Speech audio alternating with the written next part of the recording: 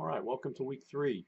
Last week we kind of dipped our toes in the waters of ancient political theory. We learned a little bit about sort of some of the main currents of ancient political theory, kind of how the ancients thought.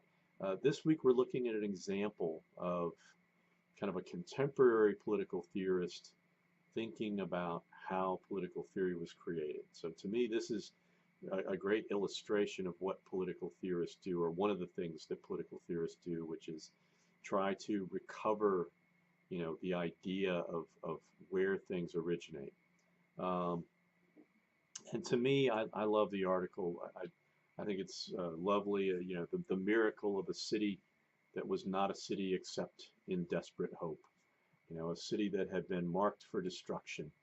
Um, and of course he's referring to Athens and how Athens was compelled to go to extraordinary lengths to, survive the incursion by the Persians. The Persians had every intent of subordinating the Athenians.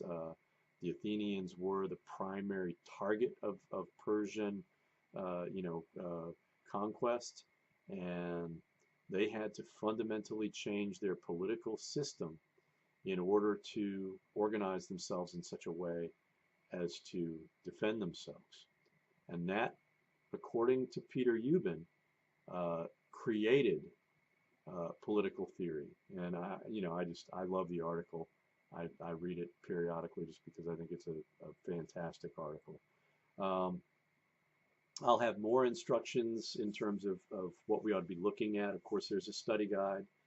You should always work through that study guide when you're reading these articles. It'll give you a good idea of how to approach things.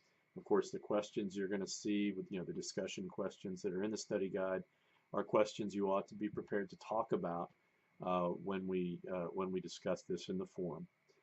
This week you have the forum, which again is 15 points, and then you have a 15-point quiz this week.